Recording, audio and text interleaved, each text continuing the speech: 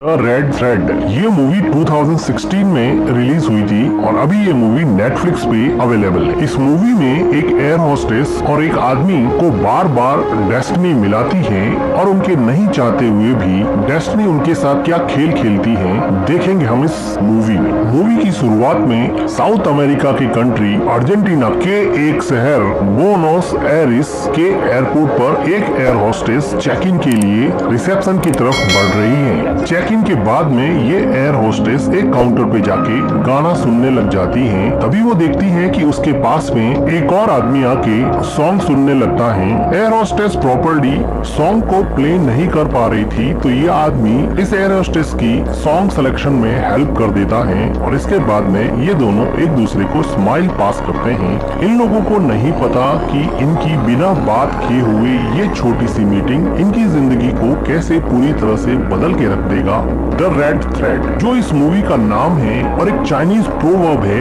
जो ये कहती है कि irrespective of your place and time, आप कहीं पर भी पैदा हो या फिर कहीं पर भी रहे, किस्मत की डोर आपको अगर मिलाने में लग जाए तो फिर उसको कोई भी नहीं रोक सकता। इस डोर को या तो आप छोटा कर सकते हो या फिर इसको लंबा कर सकते हो, आप इसको कभी भी तोड़ नहीं सकते। डेस्टिनी अगर आपको मिलाने पे उतारू हो जाए तो दुनिया की कोई भी ताकत आपको मिलने से नहीं रोक सकती। और इसी प्रोवर्ब को प्रूव करता मूवी का अगला सीन है जिसमें ये आदमी जिसका नाम मैनुअल होता है तो वहाँ पर वो एयर होस्टेस जिसका नाम एब्रिल होता है वो एक माइनर बॉय को अपने साथ में लाती है और मैनुअल को कहती है कि ये सीट इसकी है, लेकिन वो लड़का कहता है कि मैं विंडो सीट प्रेफर करता हूँ। एब्रिल मैनुअल को बताती है कि ये लड़का अपने पेरेंट के बिना जर्नी कर रहा है और इसकी जिम्मेदारी मेरे ऊपर है, इसलिए तुम इसका ध्यान रखना और इसको किसी भी चीज की जरूरत पड़े तो मुझे बुला देना।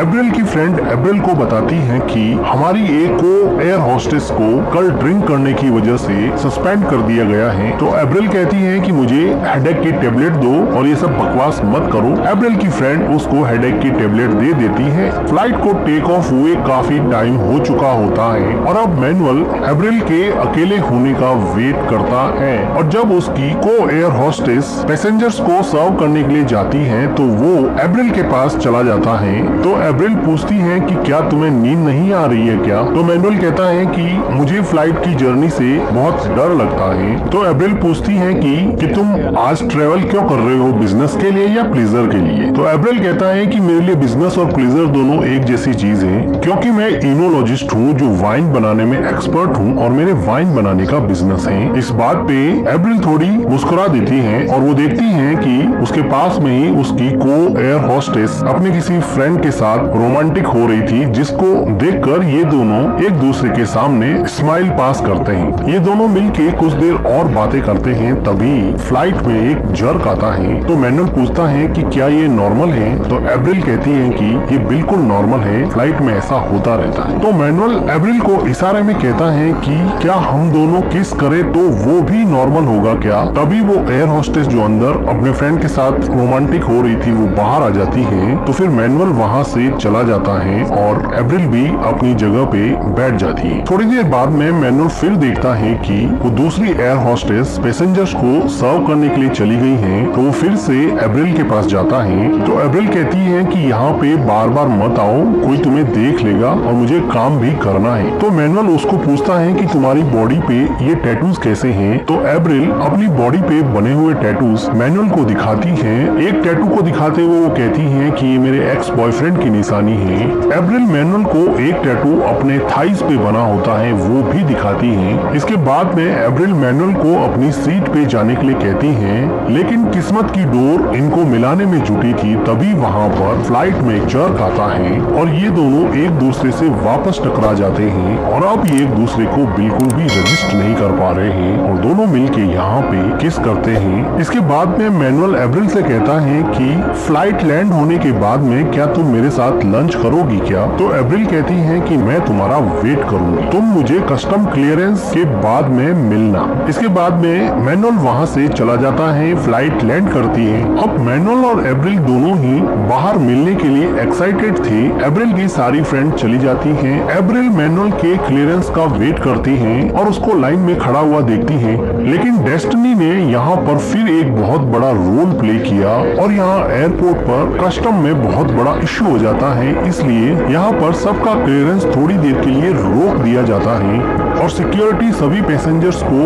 वेट करने के लिए कहती है और किसी को भी क्लियर नहीं करती है, जिसकी वजह से अब एब्रिल मैनुअल का वेट करती ही रह जाती है और ये दोनों यहाँ पे नहीं मिल पाते। इन लोगों ने किसी भी तरह का फोन नंबर, ईमेल आईडी या कोई भी कांटेक्ट नहीं लिया था, जिसकी वजह से ये एक दूसरे को कांटेक्ट नहीं कर पाते हैं और देखते ही देखते 7 साल बीत जाते हैं। अब एब्रिल की शादी हो चुकी होती है, उसका हस्बैंड ब्रूनो जो एक म्यूजिकल रॉक स्टार है और इस हैप्पी कपल का एक 3 साल का बेटा है फेलिक्स। एब्रिल अब मैनुअल को पूरी तरह से भूल चुकी है, वो अपने बेटे और अपने हस्बैंड ब्रूनो के साथ बहुत खुश है। दूसरी तरफ मैनुअल की भी शादी हो चुकी है, उसकी वाइफ लॉरा एक फेमस प्रोफेशनल फोटोग्राफर है और इस हैप्पी कपल की भी एक डॉटर है। मैनुअल की वाइफ लॉरा मैनुअल को हद से ज्यादा प्यार करती है। ठीक उसी तरह एब्रिल का हस्बैंड भी एब्रिल को बहुत प्यार करता है और एब्रिल का हस्बैंड ब्रूनो भी एक रॉक स्टार होता है, इसलिए ब्रूनो को भी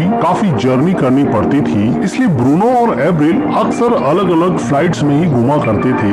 आज ये दोनों मिलके फिर अलग अलग फ्लाइट्स ले रहे हैं। एब्रिल और ब्रूनो दोनों एक दूसरे से अलग नहीं होना चाहते हैं, लेकिन इनको काम की वजह से अलग अलग निकलना ही पड़ेगा और वो कोलंबिया के एक शहर कार्टाजीना के लिए निकल जाती हैं। लेकिन किस्मत का धागा एब्रिल को आखिर तो मैनुअल से बांधना चाहता था, तो इधर मैनुअल भी कोलंबिया के इसी शहर में आने के लिए रवाना हो रहा था। कोलंबिया में लैंड होने के बाद में एब्रिल और एब्रिल की फ्रेंड उसके कैप्टन के साथ होटल में अपनी बुकिंग करवा रहे थे। तभी वो देखती है कि उसी होटल में रिसेप्शन पर मैनुअल भी बुकिंग करवाने आया हुआ है और किस्मत की डोर ने इनको फिर एक बार 7 साल बाद में आमने सामने लाके खड़ा कर दिया। एब्रिल मैनुअल से बिना बात किए हुई वहाँ से जाने लगती है, तो मैनुअल उसके पीछे जाके एब्रिल से बात करता है और कहता है कि भूल गई क्या, लेकिन एब्रिल कहती है कि जानती हूँ तुम इनोलॉजिस्ट हो ना, जो वाइन का बिजनेस करते हो, मुझे पूरी तरह से याद है। फिर एब्रिल वहाँ से जाने लगती है, तो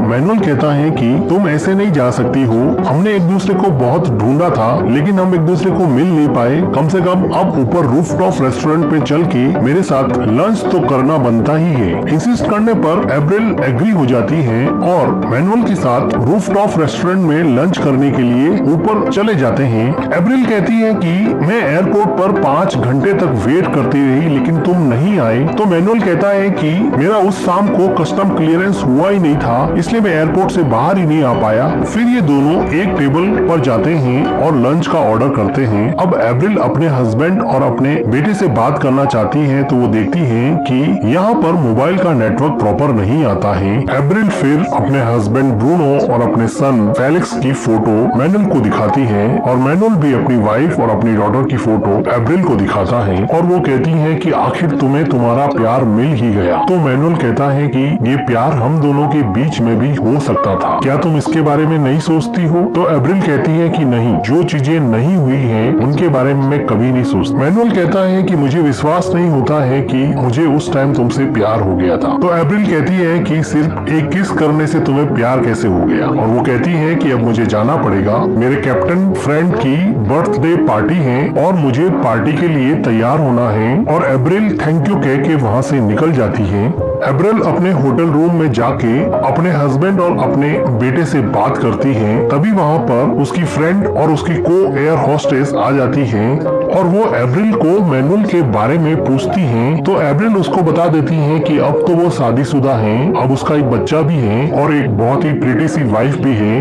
एब्रिल कहती है कि ये सब छोड़ो, कैप्टन की बर्थडे पार्टी का टाइम हो गया है, जल्दी से रेडी हो जाओ, चलते हैं। दूसरी तरफ मैनुअल अपने रूम में बैठा बैठा अपनी वाइफ से लैपटॉप पे बात करता है और थोड़ी देर बाद में बोर होने की वजह से होटल की छत पे आ जाता है, जहाँ से वो देखता है कि एब्रिल अपने कैप्टन फ्रेंड की बर्थडे पार्टी में खूब एंजॉय कर रही है। एब्रिल जब मैनुअल को बाहर खड़ा देखती है तो वो उसको अंदर बुला लेती है और यहाँ पे डीजे कह रहा होता है कि सब अपना अपना पार्टनर चॉइस कर लो, सबको यहाँ पे कपल डांस करना है। तो एब्रिल मैनुअल को हाथ पकड़ के डांस फ्लोर पे ले जाती है और वो उसके साथ डांस करने लगती हैं। ये किस्मत की डोर ही थी जो इनको बार बार दूर जाने के बाद में भी करीब लाए जा रही थी। This is the invisible thread of destiny which connect the people. Universe की सीयर रैंडमनेस के बावजूद भी आपका किसी खास आदमी से बार बार मिलना डेस्टिनी ही कहा जाएगा। यही तो इस मूवी का नाम है, द रेड थ्रेड। वो थ्रेड जो हमें एक दूसरे से बांधे रखता है, एक दूसरे की तरफ खींचता है, एक दूसरे से दूर भी ले जाता है। लेकिन ये डोर कभी टूटती नहीं। कभी न कभी, कहीं न कहीं जिनको मिलना होता है वो मिल ही जाते हैं। ठीक ऐसा ही एप्रिल और मैनुअल के साथ हो रहा था। डांस करने के बाद में ये दोनों होटल की छत पे चले जाते हैं और थोड़ी बातें करते हैं। तो मैनुअल एप्रिल को कहता है कि कल साइट सीइंग करने चलेंगे क्या? लेकिन एप्रिल बिना कोई जवाब दिए मैनुअल को बाय कह के जाने लगती है। जाने से पहले वो मैनुअल को गाल पे किस करती है, तो मैनुअल उसको वापस से किस करने लगता है। तो वो दोनों कुछ ज्यादा क्लोज हो जाते हैं और एक दूसरे को किस करने लग जाते हैं। लेकिन जल्दी ही एप्रिल पीछे हट जाती है। नेक्स्ट डे मॉर्निंग में उठकर एप्रिल अपने हस्बैंड ब्रूनो और अपने सन फेलिक्स से वेबकैम पे बात करती है। लेकिन यहाँ पे नेटवर्क कनेक्टिविटी का थोड़ा इश्यू था, इसलिए अब एप्रिल अपने हस्बैंड से बात नहीं कर पा रही है। तो एप्रिल ने सोचा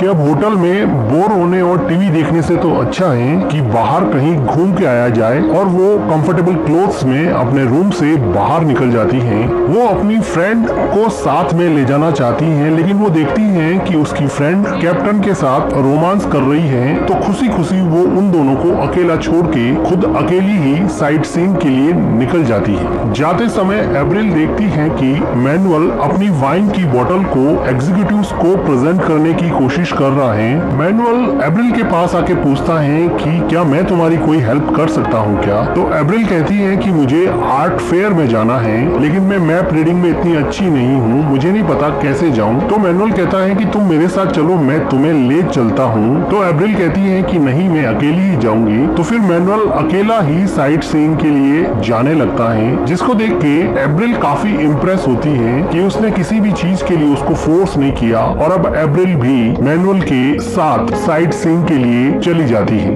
ये दोनों मिलके काफी साइट सीइंग करते हैं। एक आर्ट फेयर में जाते हैं जहाँ से ये लोग बहुत सारी चीजें खरीदते हैं। मैनुअल यहाँ से एक आर्ट रिंग बाय करता है जो वो एप्रिल को देना चाहता है। यहाँ पर काफी देर घूमने के बाद में ये दोनों एक जगह दीवार पे जाके बैठ जाते हैं और बातें करने लगते हैं। यहाँ पे एप्रिल मैनुअल को कहती है कि यहाँ पे कितना फ्री फील होता है, यहाँ पे कितना लिबरेटिंग फील होता है। और एप्रिल उठ के मैनुअल को किस करने लग जाती है। और तभी यहाँ पे बारिश होने लग जाती है और ये दोनों उठ के एक टनल में चले जाते हैं। लेकिन एप्रिल अपने आप को रोकना नहीं चाहती थी, वो टनल के फिर बाहर चली जाती है और वो बारिश को अब एंजॉय करने लगती है।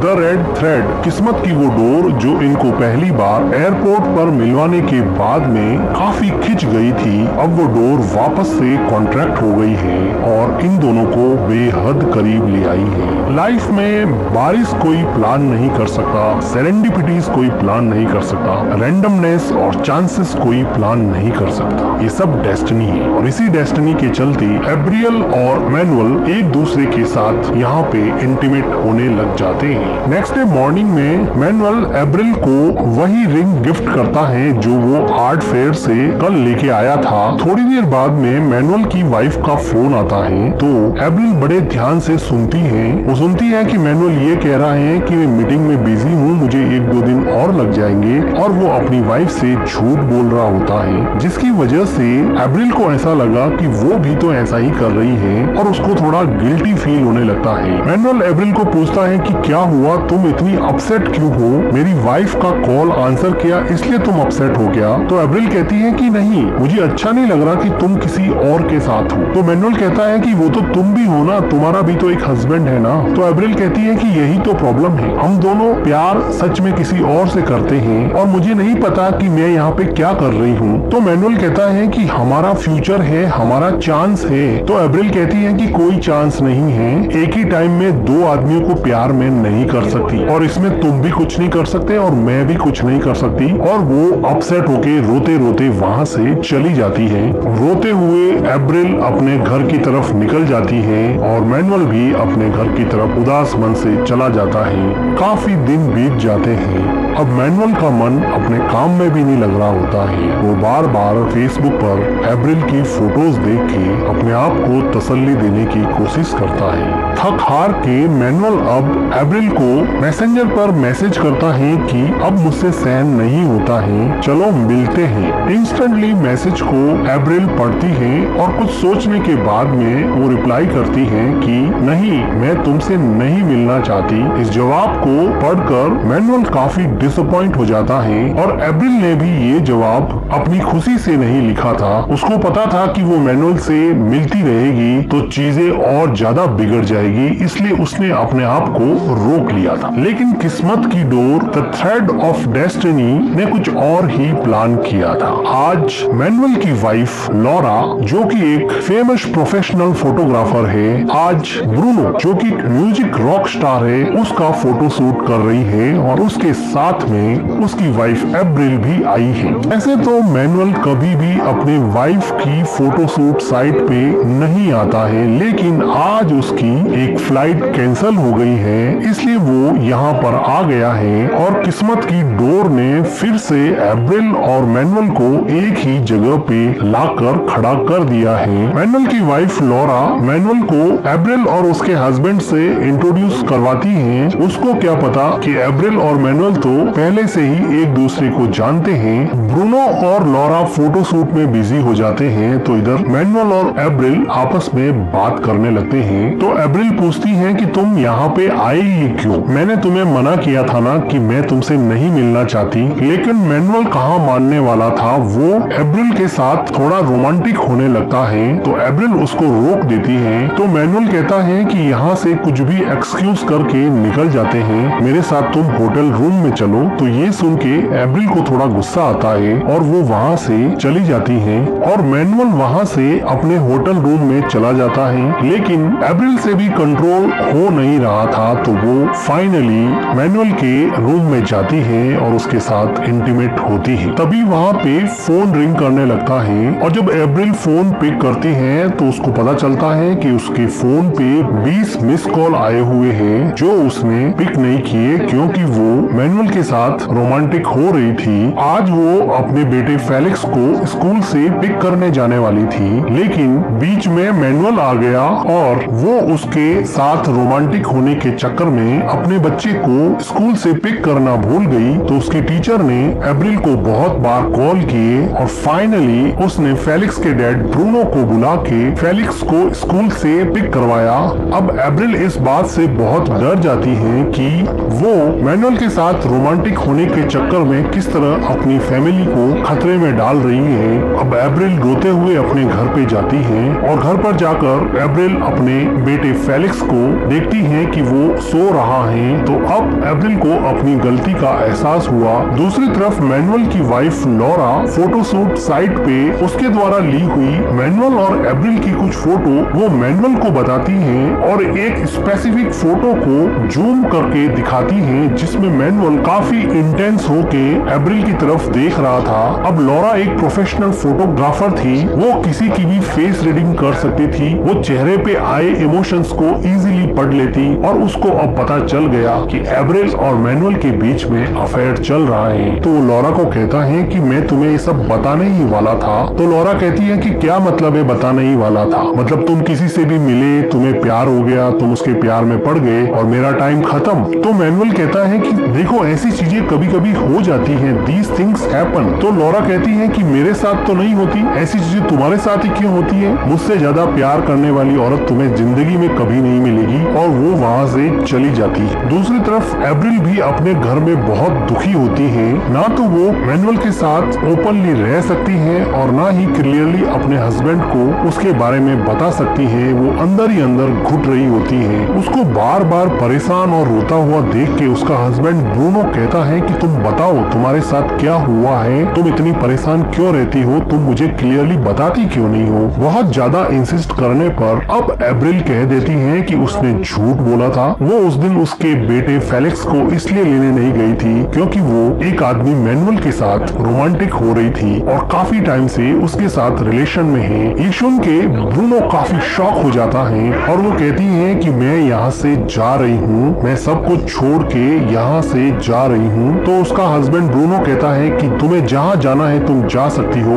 मैं तुम्हें नहीं रोकूंगा, लेकिन मैं तुम्हें कभी माफ नहीं करूंगा और ना ही फेलिक्स तुम्हें कभी माफ कर पाएगा। इस बात पे एब्रिल बहुत रोती है, लेकिन वो नहीं चाहते हुए भी अब घर को छोड़ के जा रही थी। वो टेक्स्ट करके मैनुअल को एयरपोर्ट पे बुलाती है और भारी मन से अपने हस्बैंड की तरफ देखते हुए टैक्सी में बैठ जाती है और हमेशा हमेशा के लिए मैनुअल के साथ रहने के लिए निकल पड़ती है। लेकिन डेस्टिनी को कुछ और ही मंजूर था। अब मैनुअल एयरपोर्ट पे पहुंच चुका है और भारी मन से रोते हुए एप्रिल भी एयरपोर्ट पर पहुंच गई है। एप्रिल कार में बैठी बैठी मैनुअल को देख के बहुत रोती है। उसको समझ में नहीं आ रहा कि वो क्या करे। वो अपने हस्बैंड और बेटे को छोड़ के आई है और मैनुअल के साथ नई जिंदगी शुरू करना चाहती है। ये वही सपना है जो उसने कई सालों पहले अपने हस्बैंड के साथ भी देखा था। अब वो एक नई खुशी की तलाश में अपनी सारी दुनिया छोड़ के निकल पड़ी है। भारी मन से हिम्मत बटोर कर एप्रिल मैनुअल को मैसेज करती है कि मैं आज तुमसे नहीं मिल सकती। एप्रिल मैनुअल को मैसेज पढ़ते हुए कार के अंदर से ही देखती है। वो डिसअपॉइंट होके अपना फोन अपनी कोट की जेब में रख देता है। एप्रिल ड्राइवर को बोलती है कि चलो यहाँ से, और वो फिर से अपने घर की तरफ चली जाती है, क्योंकि डेस्टिनी की डोर तो उसके हस्बैंड के साथ भी जुड़ी थी, उसके बच्चे के साथ भी जुड़ी थी, जो अब फिर से कॉन्ट्रैक्ट हो रही है और उसकी फैमिली को वापस पास लाने का काम कर रही है। रैंडम इमोशनल आउटबर्स्ट ने एक ऐसा इरेशनल डिसीजन एब्रियल को लेने पे मजबूर कर दिया और वो एक झटके में वापस अपने घर की तरफ मुड़ गई है। क्या वो मैनुअल से कभी मिलेगी, किसे पता। डेस्टिनी, किस्मत किसे कब कहां कैसे मिला दे कोई नहीं कह सकता। इसी के साथ ये मूवी एंड